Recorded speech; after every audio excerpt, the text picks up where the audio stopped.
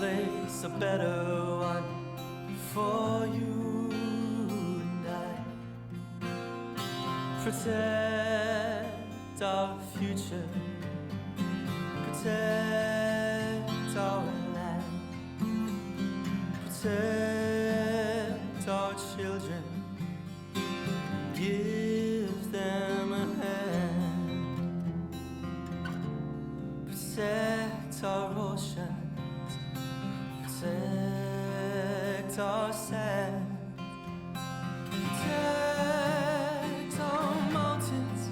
Why can't we all just understand?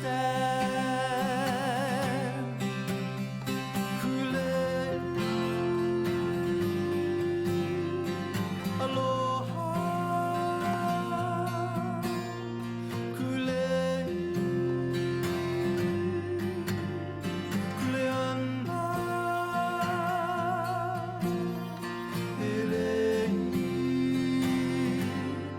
keiki o ka aina, hele nā mea nui. Aloha. I'm Alana Kay, and welcome to the third episode of Sustainable Aloha. My guest today is Robin Knox, who is the project manager of the South Maui Save the Wetlands Hui. She's also a water quality specialist. Good morning, Robin. Good morning. I'm so glad you're here today. Yeah. Both of us have run for office. We've known each other for quite some time. I ran for South Maui County Council in 2012, and Robin ran in 2014 and 2022.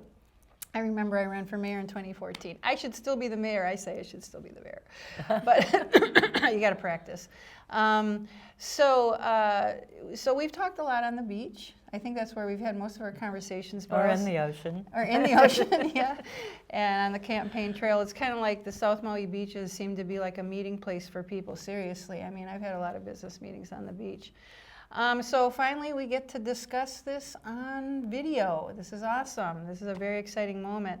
Yeah, and we share a passion. We both share a passion for protecting the water cycle. And I'm so glad you finally started an organization for that effort. And so what did I say here? We're going to be talking about a few different things, but I think our main focus is going to be talking about how the wetlands tie into the health of our water cycle. And just to refresh everybody, I talked about the water cycle on the second episode. I will be talking about it continuously, but I do have a real brief video, if you could show that, of the just about the water cycle. Hawaii's freshwater supply is intimately dependent upon a continuous chain of events called the water cycle. The atmosphere, ocean, and land, as well as the sun and other elements of the environment, such as rivers and wetlands, are linked to replenish this island's freshwater supply. A healthy water cycle is essential. Without it, no fresh water would be available, and no living things, including humans, would be able to survive on our islands. Naturally occurring activities in the atmosphere play vital roles in our water cycle. Here in the Hawaiian Islands, where it is especially critical for water to move from ocean to land and back again, there is a finely orchestrated interaction between ocean water, evaporation, trade winds, and precipitation. Human activity has a significant impact on this cycle. So, Robin, the first thing I want to ask you is, what would you like to share about why you formed your organization? I know there's probably like 1,000 reasons about why you did it, but if there's anything specific you want to mention, and what the goals and your expected outcome are with the use of your organization. Well, I am the project manager for the grants that the organization has received, but Save the Wetlands Hui was actually a grassroots uprising. We started to notice that every time a proposed development was happening in Kihei, that it was usually a wetland that was being proposed for development, because almost everything else has already been developed, especially Makai of the highway. So the same people kept showing up time after time saying, you cannot develop this area, it's a wetland, which generated a lot of discussion, and we can talk about this more, but there are a lot of different definitions of wetlands. But because we kept showing up, the same people, finally Shar Schulenberg, who was one of the people who were showing up, Shar says, we should just hooey up because the same people keep coming time and again. So that is how Save the Wetlands Hooey got started. We have the mission to protect, conserve, and restore the wetlands of South Maui. We started out with just the Waiahuli-Keakea corridor. We've now expanded with doing mapping of the entire South Maui wetlands. But one of the exciting developments is that due to our efforts, the heightened awareness of wetlands has led to the County Council making an ordinance to protect wetlands. And of course, if you're going to protect something, you have to know where it is. So the first step in implementing that ordinance is to map all the wetlands. And so right now, there's a contractor that has been hired by the county who's in the process of mapping all of the not just South Maui, all of the county wetlands, Lanai, Molokai, and Maui. And they will be bringing those maps to the public for review and discussion. So everybody keep your eyes and ears open so you can be part of that. And hopefully you'll see the public notices. You can follow the Save the Wetlands Hooey on Facebook. We have a group called Save the Wetlands, and we have a website, savethewetlands.org. And so we will be posting on those when you have opportunities to participate in activities or to comment on these maps that the county's preparing. Yes, you mentioned a few things that I want to make sure we touch on, and one of them is being able to properly analyze the situation, which is being accomplished by creating the maps. And the other one is connecting the dots where the people come together. And also the public awareness and bringing these things out. I mean, so much of this stuff is happening in the background in the planning department and so on and so forth, and developers and people like Robin and I are trying to bring things to the forefront and educate people and make it available on, on this channel and on YouTube videos and our websites. So it's really important to visit those websites. Mine is sustainablealoha.org. And we really need people to participate because this stuff affects all of us. And even if you think, well, I'm only going to be around for another 10, 15, 20 years, it's really we really need the Malama for the future, because that's what each generation does, is to pass on something better. And I'm going to start with, we've talked about some of our goals, but let's start with kind of like where we are right now with the wetlands. Let me just make sure before we start talking that a lot of our conversation is going to tie into integrated water resource management, which I know is kind of it's a real big topic, and I am going to be doing as many shows as I possibly can to help people understand that we as a county, but especially as Maui Island, the other islands are very different. Lanai and Molokai are very different for a lot of reasons. Integrated water resource management includes the care of all of the different bodies of water. So like I said, we're going to be, and how the different bodies of water work together to maintain this water cycle, which is where most of our fresh water comes from. So we've damaged it. The activists are coming in now, and it's already kind of, I think we've all already tipped the scales in the wrong direction. So I want to ask you, because I don't know the details, I just know that we're not headed in the right direction. How much wetland area, has that been established, or is that part of the mapping process? Did there used to be I want to make sure we talk about how that ties into the water cycle. So those are like the most important thing. I'll ask you that. So that question you just asked is actually one of the hardest ones to answer. The first one that's hard to answer, that we had to, when we started working with the county to establish this ordinance to protect and restore wetlands, the first question is, what's a wetland? And it is surprisingly difficult to answer that question because It's been defined in a lot of different ways by a lot of different bodies, mainly governmental bodies or scientific people setting standards for mapping and things like that. But it depends on what's your purpose in defining the wetland. And it is intrinsically difficult to do because a wetland grows and shrinks depending on how much water is available. And so something can look, like in Kihei especially, can look very dry, especially in the middle of the summer during a drought. And we're the leeward side of the island, so it's always going to be the driest part. And but it is still a wetland if you know what the signs are, what a wetland looks like when it's dry. So we had to establish that. And the important thing about the county ordinance is that it is a more inclusive definition of wetlands than what the Federal Corps of Engineers uses.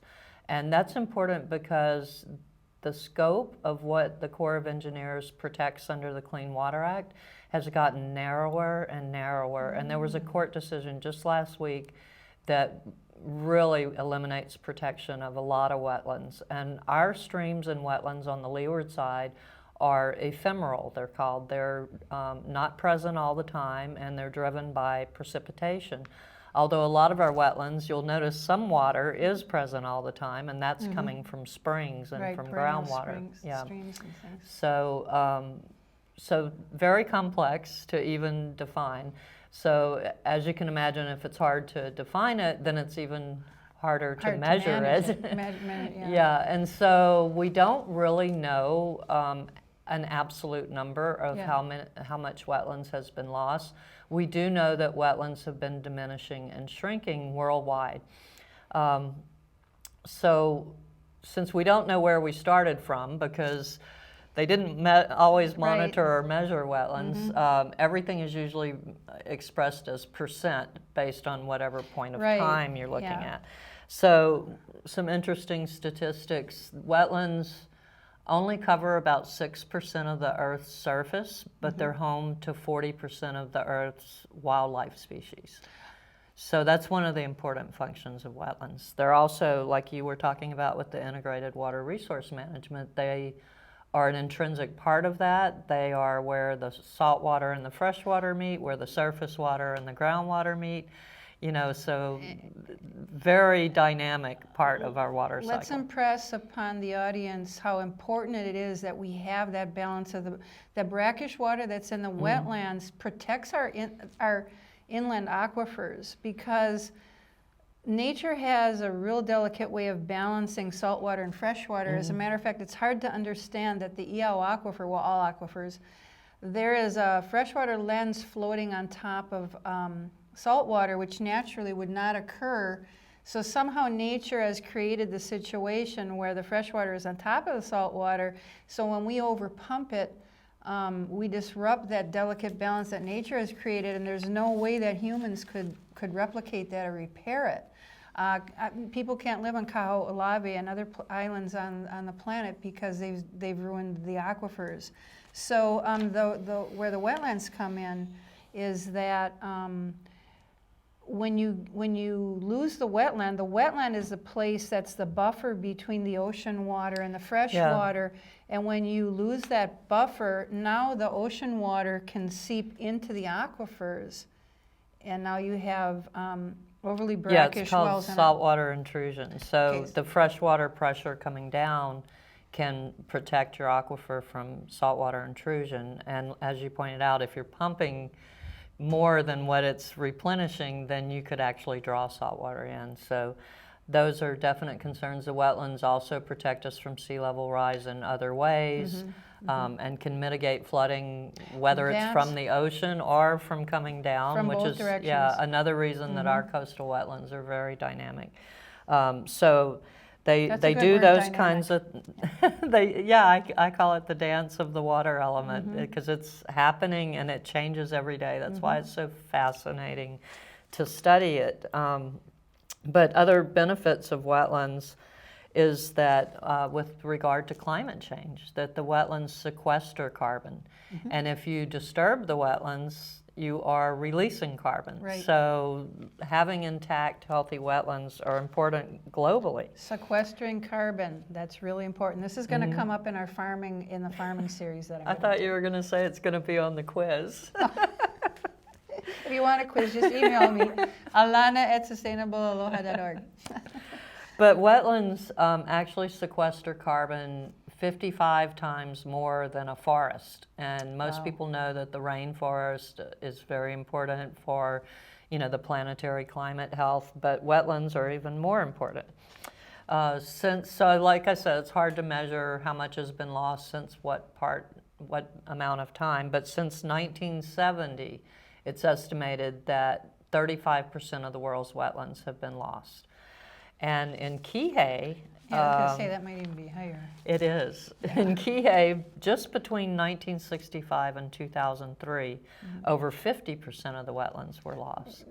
And we see that rate of loss accelerating, and that was one reason for the hui being formed. That was a reason for the county putting forth this protection ordinance. And I think generally everyone understands now the importance of preserving and restoring wetlands. Another interesting part is as climate changes and sea level rises, wetlands are going to migrate. So they might come inland from where they are now. They might appear in places where they had been filled or drained in the past, but as the groundwater levels rise and the sea level rises, you'll start to see them reappear. There's that word dynamic again. Yeah, they're Yeah. ever changing, and like you said, it's hard to define them for that reason. Humans see that, and they don't understand all of that. They think that's just a useless, dirty, filthy swamp that stinks when it dries up, and that's all they know. Yeah, a lot of people equated, and historically, wetlands were equated with wastelands. And people didn't like them. They were dark. They have weird smells. They have mosquitoes. Where I come from in Louisiana, they have snakes and alligators. So wetlands weren't as appreciated in the past as they are right now. And so, it's important that we conserve what we have left. And, Right. and restoration. Many of our Restoration. wetlands in Kihei have been really impacted by all the erosion. And all the sediment coming down the mountain. And Yeah. one of the functions that a wetland can do is hold that water, hold that sediment. But right now they're full of sediment. So we're going to have to rethink our wetlands, think of what can we do to make them more functional. And my approach to restoration is that it's functional. So let's look at what's the potential of this wetland to provide different functions, and what would we have to do to improve or enhance that function. And that's actually what the Save the Wetlands Hui has proposed to the county government for next year, is that we do that kind of examination and ranking of our wetlands to see which ones should we be putting our efforts into. Prioritizing. Yeah, prioritizing, What exactly. would be the easier, the lowest hanging fruit, I guess? Well, yeah, I mean, it's as well. probably a mixed bag. There's probably some immediate low-hanging fruit, but there may be some even higher priority, longer-term I see. So you're things. talking more important, like priority. So Well, it'll be both. We'll have a set of criteria. So criteria would be like, you might want to restore a wetland, but if it has a private owner and that owner doesn't want to sell, that's going to take a long yeah, time. So But if you have another owner who, maybe has a similar wetland and they want to donate it, so there's a lot of criteria to look at, and that's what we're going to do is have some criteria, That's very rank good. them, and then prioritize. So you have these groups of data that you have to get together, and that's where I'm about all the time. Is one expression I learned from you that I use all the time, because I couldn't figure it out mentally to give it a name, but you call it Chinese menu. No, I don't. We don't offend anybody. Chinese menu style environmentalism, meaning just picking and choosing little pieces. Well, I don't like that, and then you start working on that. This whole thing involves an analysis, like you said, of the historical, like what was here, what do we have now. You really need to take the time to map all that out. We're going to talk real soon about the legalities, how that complicates things too. But all of these different aspects of it need to be banged out. And then when you come up with an action plan, how do we move into the future? We realize, like I said, we're on the tipping point. We're on the wrong side of the scale. So now to move it back without really hurting anybody, because then people you know, if you want to bankrupt everybody and say, hey, we got to knock down all your buildings. This is supposed you know, people ask me that. They say, oh, do you think we should knock down everything? I'm like, well, no, but we need to talk about, like, we talked about the setbacks and how, like, perhaps the Maui Lu, when that was ready to be torn down, it was totally useless. It was condemned and everything. That they should not have been allowed to build that close again, knowing what we know now, just because they did that 70 years ago. So coming up with an action plan for the future so that we can gradually move in the direction we need to be moving in, which is actually backwards. You know. Right. Back As we to go the future. forward, you have to go back. Well, you okay, know, so go ahead. So I do have a few images to help describe some of this. So the first one that you're going to see is, it was based on a study doing mapping, using geographic information systems. And these scientists tried to estimate how much wetlands has been lost in Hawaii since human habitation started. So this is very geologically and geographically oriented, not so much what they can actually see, but what they can tell from the INA itself. And so they showed significant loss of wetlands in Kihei. And if you think about it, you know, you've got 10,000 foot elevation, and in a very short distance you come down to sea level, and it all kind of flattens out. So it makes sense that all that water coming down the mountain, both above ground and below ground, would pool up in that shallow, flat area. And so it was probably all wetlands at one time, or you know, mostly wetlands from Maalaea all the way to McKinnon. Yeah. So so they estimated how much has been lost, and then we had some work that was done, like I said, starting with aerial photography from the 60s, coming forward. Before they developed all of Yeah, that. so coming forward, you can tell from historic photos, and we have a few slides of that. We have this one that shows that in 1965, you know, how much wetlands was there in Kihei, you know, kind of central Kihei, and that over 200 acres were lost, so more than 50% from 65 to 2003. And then, you know, we'll find out, I guess, when we finish all this mapping. But again, anytime you're seeing those numbers, you have to think, who was defining the wetland at that point in time, and what was their definition? And so our definition at the county level that is more inclusive, wetlands are generally defined by three factors. The soils, the plants, and the water, the hydrology. Okay, so we have to talk about the plants too, but let's have a look at these pictures that Robin's talking about.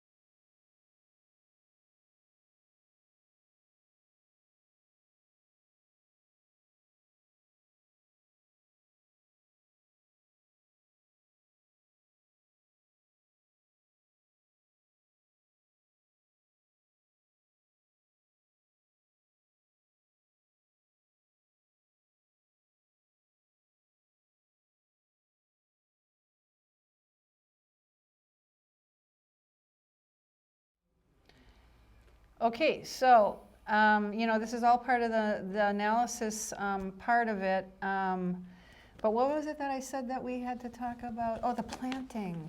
Yeah. So naturally, with all this development where they filled in all of this useless land. No, I didn't. It's the draining, the filling, but it's also invasive plant species. But it has to have, you need to, if there's going to be restoration, what kind of plants, if you don't have the whole list in front of you, it's not that important, but just a rough idea of there's certain things that belong there to enhance the functionality of the wetland, and there's certain plants that shouldn't be there. Well, we know high rises shouldn't be there, but Well, all of Maui, including our wetlands, has been really devastated by invasive species. In the wetlands in Kihei, what we see most often is Indian fleabane and pickleweed. And the Indian fleabane is a big shrub. It's very sticky, and most of the wetlands in Kihei are absolutely full of it. The pickleweed is smaller. It kind of looks like the native plant akulikuli, but it's got a more woody stem, and there are subtle differences. And that's one of the first things we teach our volunteers, how to tell the invasive species from the native species. Yeah, see, that's important for everybody to understand. Right, and pickleweed is edible, so we encourage eating the invasives. Oh, okay, good. But these plants, these invasive plants, take more than their share of water. So they actually, those plants affect the hydrology of the wetlands. And those three factors are interrelated. Like the soils, you're looking for hydric soils, and that's the kind of soil that develops when it's been underwater without oxygen for a long time. But what's interesting is when they mapped the hydric soils, they didn't show any hydric soils in Kihei, but yet we know we have wetlands. So that's why our county ordinance says, instead of like the Corps of Engineers, you have to have all three factors. Our county ordinance says if you have two of the factors, if you have, plants and soils, or hydrology and soils, or plants and hydrology, any two would qualify it to be a wetland. So Very good. yeah. And what's amazing to me is once we're doing a restoration at Laie Malco, which is just across the street from St. Teresa's Church. And when we started doing that restoration, we have actually hardly planted any native plants. We didn't have to, because as soon as we removed the invasive species, the native plants came back. That's There was a awesome. seed bank there, and so in our first year, we cleared a lot of area, and then it flooded. And when the floodwaters went down, there were all these little tiny seedlings coming up. Awesome. And I was like, oh my gosh, I hope those aren't invasive plants, because at first you can't tell. And then they grew up a little bit more, and we could tell that they were native plants, the kulikuli and kipukai, and several other species have shown up since then. So even the diversity is increasing on its own without us.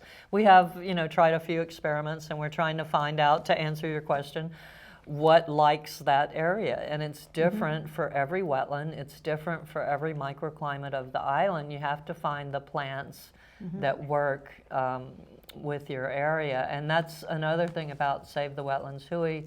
We are led by Kanaka Maoli. We are led by Hawaiian practices. And we let the Aina lead us. We don't Very good. decide what we're going to do. Exactly. We may try something, and then the Aina tells us, is this going to work or not? And we have to pay close attention to that. So our restoration techniques tend to not be super radical, because we want to find out first what's going to work, and then move forward on a bigger scale. So it's not only dynamic and functional. So we got dynamic, functional, and it's also a living. Yes. It's sure. got a life of its own. And what I know that humans are going to need to do in the future is learn from nature, like you said, let it guide you. And that's what I really think. And a lot of people, I've looked online, and a lot of people take a different meaning from that.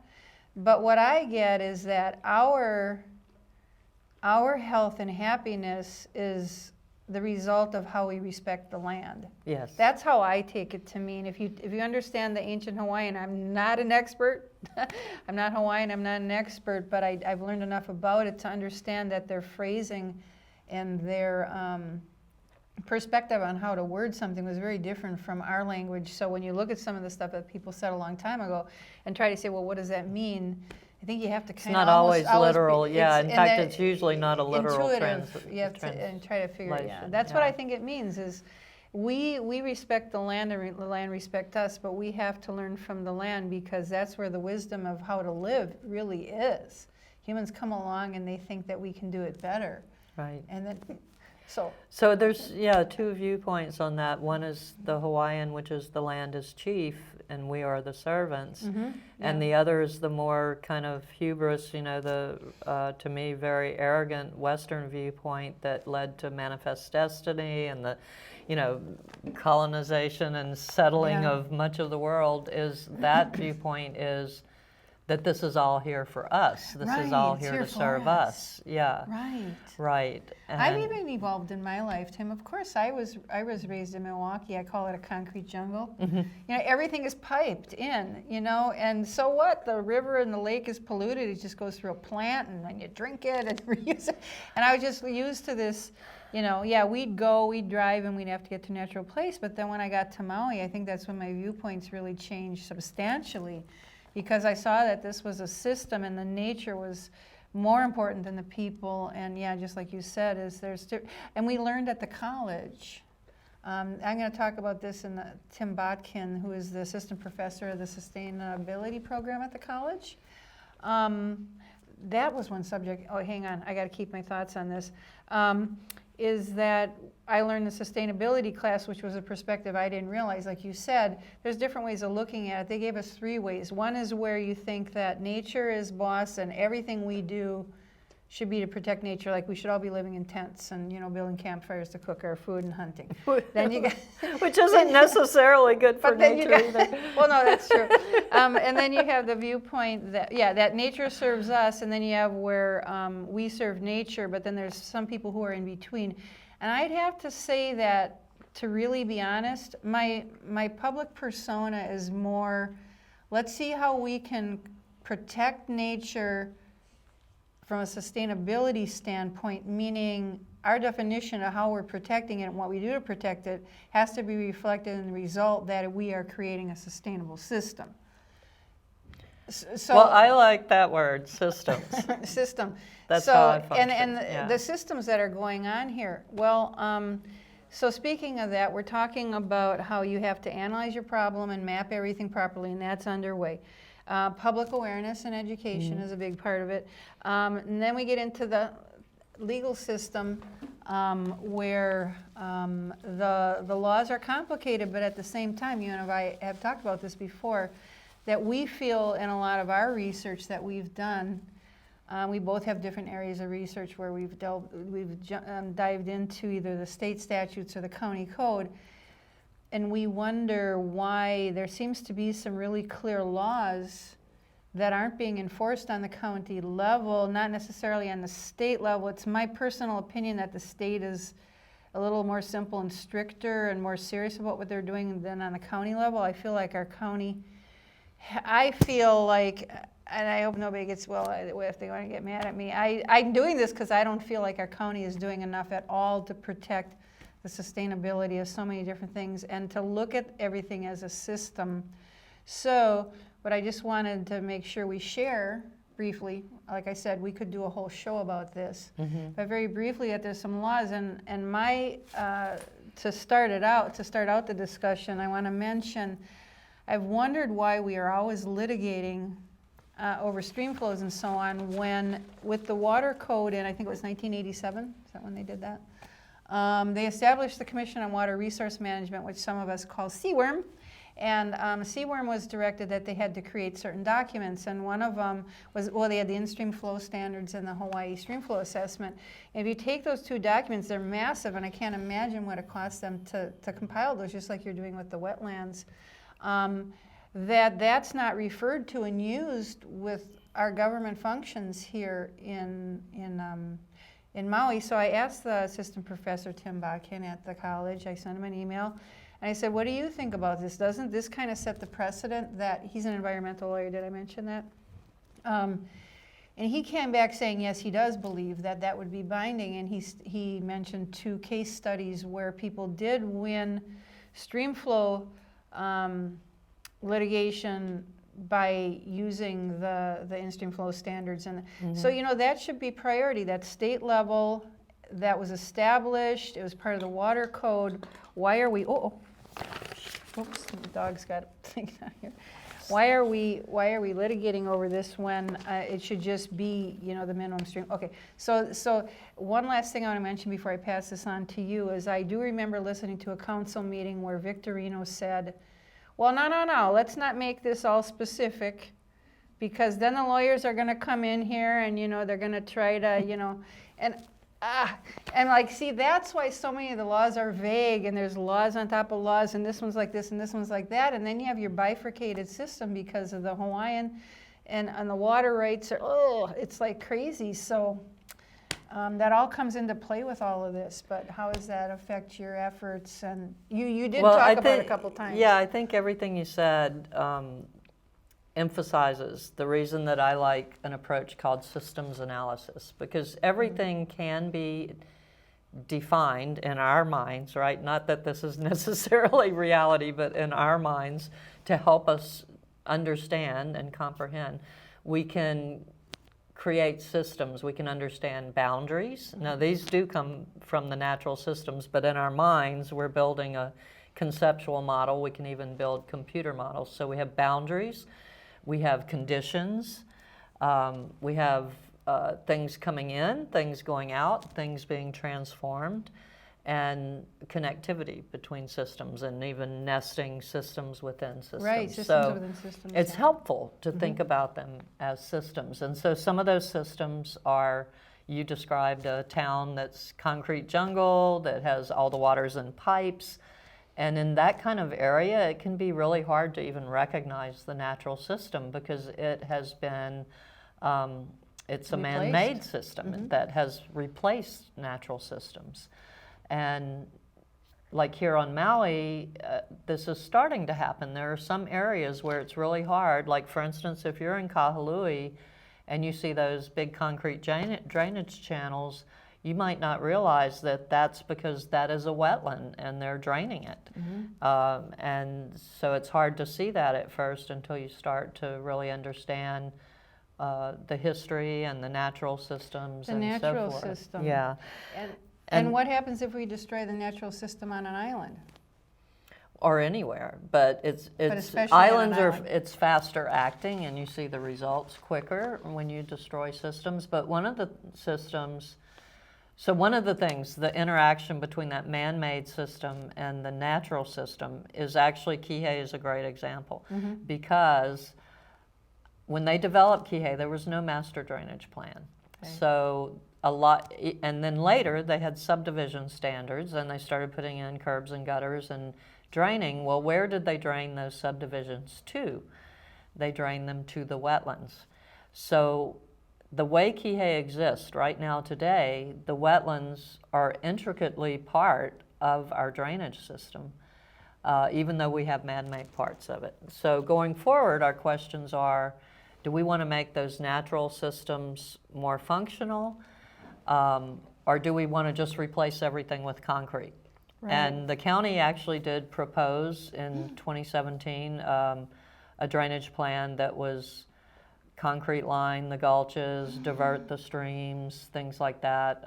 And the people who lived in Kihei were not very open to that. And now we're looking at alternatives, like, can we preserve certain areas and leave them undeveloped, wetlands, but also the streams, the floodplains, leave them undeveloped so that there's a place for the water to spread out and slow down, which allows it to drop the sediments, which allows the water to infiltrate back into our aquifers. Yeah, so, there's nature-based systems is the big and working with the nature-based systems, we first have to understand how nature was doing all of this. Nature gave us the fresh water that we have. Right. We are surrounded by an ocean. The only reason we have fresh water here is because of the topography and the geography of our island. And that orthography, the winds bringing the moist air. Yeah, as I said, the moisture rises up. And islands such as Lanai and other ones don't have that because they don't have the mountains that bring the moist air up. And then you have your all the green. Once again, that's a whole nother show about restoring the watersheds. But when you have the green, that's making the water go in the ground via the roots and up. And when you have soil that's barren and compacted without trees and shrubs, and you have concrete, what you're doing is you're creating all this runoff, because when there's not roots systems in the ground from the flora, the water can't soak into the ground, it just runs off, and that's how you get all the sediment running off. So we really need to look at all of what we have done, because when we've interfered this much with it, what we're doing is we are impacting our ability to continue to create this fresh water. And I don't want to get into that. Well, it's integrated to even more than the freshwater. It's to protect the ocean and the reefs. And that the too. reefs It all protect works the island together. from the ocean, It's from the wave action, and the freshwater is important at the shoreline to having the native Certain seaweed, the species. limu, that were traditionally a food source, a medicine source, and even modern medical science looks at it and finds cancer-fighting compounds that grow in the coral. So there's so many aspects to this water system. the system. So then I forgot to mention that, the nearshore waters where they had the fish ponds. So let's talk about Kalani Hakoi. Now, everybody grumbles about the flooding there, but this ties into the fact that we've built over the river and the wetlands, and that's where there used to be that fish pond that they've been working on, kind of through the years.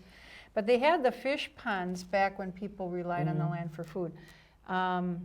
Like Robin mentioned, the species that were here when people came here that relied on the brackish water, and sometimes it had to do with certain species going back upstream and then coming back down, kind of like other species like the salmon and the shrimp and things do. Right. I think there is a shrimp too that does that. Right. So, well, that's one of the ways you can tell that there used to be wetlands all along the South Maui coast, because there were not just that one. That is the tiniest of the fish ponds. Okay. There were 4, Yeah. and the others are much larger than the one that you can see at Kalepo Lepo. And I wanted to mention one thing when we're talking about systems, and the functions of wetlands. What I'll call conventional engineering, which is gray infrastructure, concrete, the way things have been done the last 70 years or so. That kind of engineering for flood control and for drainage, the concept is speed it up. Right. Get it off the land as quickly as possible.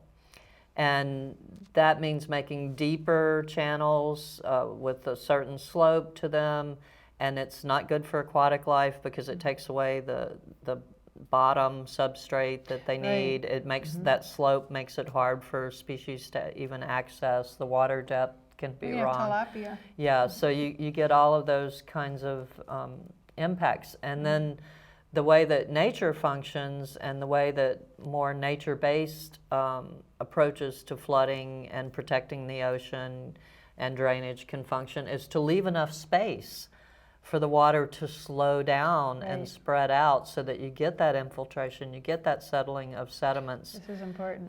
So that you're protecting your aquifer, you're protecting the ocean, which is protecting your island. So it is, it is very intricate. It is a delicate dance, and that's why we need to tread lightly and not have that arrogance that we can. What is a seawall? That is the arrogance that we can hold the ocean back. The ocean back. Really? And it messes up the beaches because it interferes with the cycle of the sand coming in and going out the winter and the summer flow of the sand. So then it all gets like You might save your building, but your neighbor's losing for a their while, beach. but then 20 years later you don't. So that's a whole thing too. That. Yeah, so I think we brought up the most important points, is that nature, first, obviously, we can't live without it, especially on an island. You can't pipe it in from somewhere. But like you said, it's just that the damage is more evident more quickly on an island. You can see in the western states, well, now they recently had a bunch of rain, but I mean, for so many years, everybody was using the Colorado River and piping it to where humans would not have been able to live. Right. And that's kind of the same as Kihei. It's actually it had the wetlands, there's springs there, but the islands have different weather patterns based on the trade winds and so on and the configuration of the islands. And that part of Maui is, what do they call that? Is it a desert, or what do they call it? Well, dryland forest I was gonna say, yeah, okay. Forest. but yeah, it's basically the desert side of the island. It's the And the it's so leeward green. side is not getting, the rain is dropping on the windward side, and then the leeward side doesn't get as much rainfall. But it does have underwater, and We it had do. the rivers. There is an aquifer. There are rivers. There's some evidence that the rivers used to flow more than they do now. Obviously. I mean, those big channels wouldn't be there if there wasn't water Yeah. in the past. Yeah. There used to be a flow gauge on Kalani Hakoi, and the USGS discontinued it many years ago. Yeah. And our flows, if you know the area, you know that they tend to come all at once, Yeah. and in response to intense rainfall upcountry. And so it's complicated. Kihei is, one of the things that you don't want to do from a water resource management perspective is called interbasin transfers, which is what you were talking about, Alana, how you take water from a place that has a lot of water and you put it in a pipe, or in our case, sometimes ditches, and you bring it around to a place that doesn't have a water resource, and that allows the population to outgrow the actual resource in the area. Perfect. Yep. Put that on a sign. Well, that's what's frustrating me right now with the South Maui community plan is being rewritten. And so there's an advisory committee and they have meetings. So we have all these policies, but then we have to make these land use maps. And when you get to the maps, that's kind of where the rubber hits the road. And I'm looking at these land use designations, Yeah.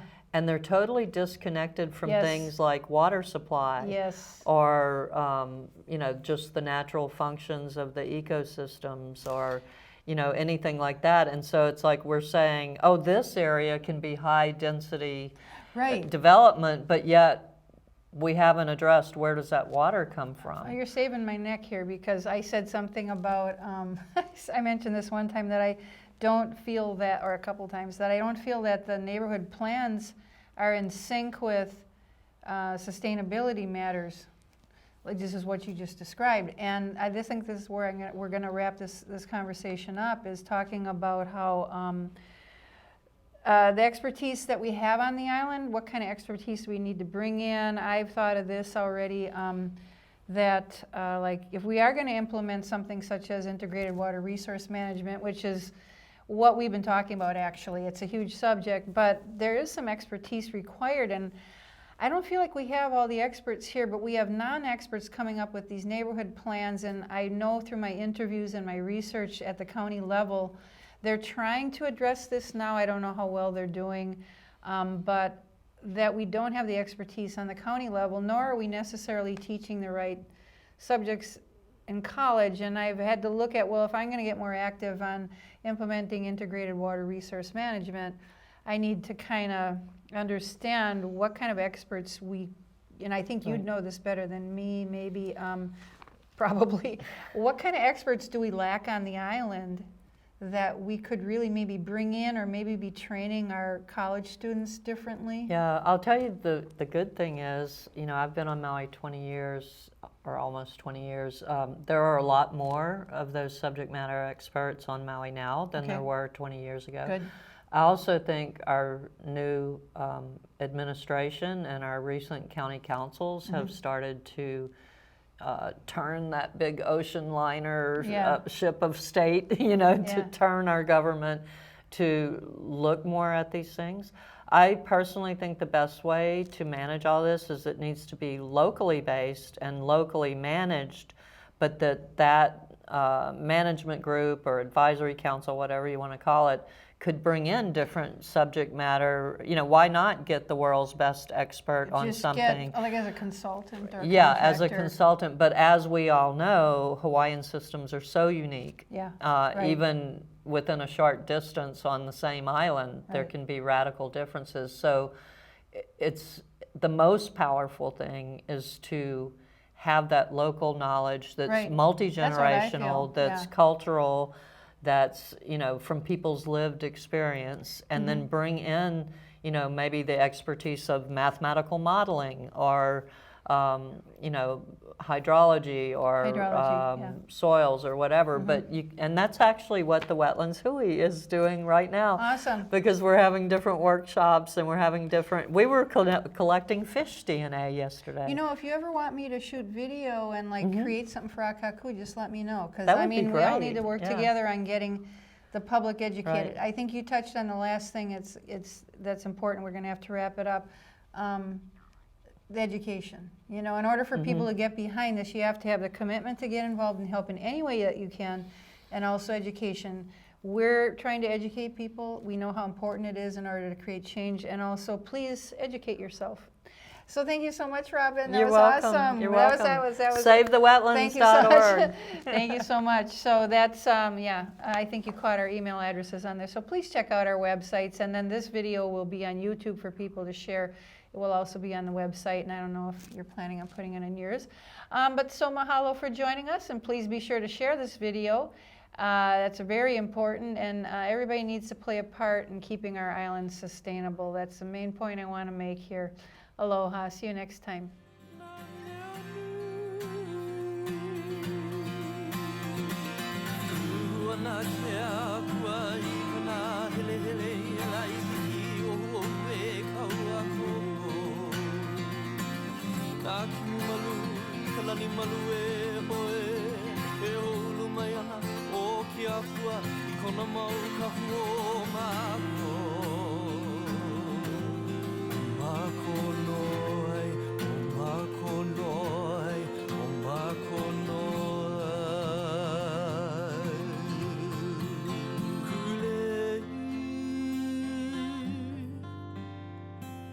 Honua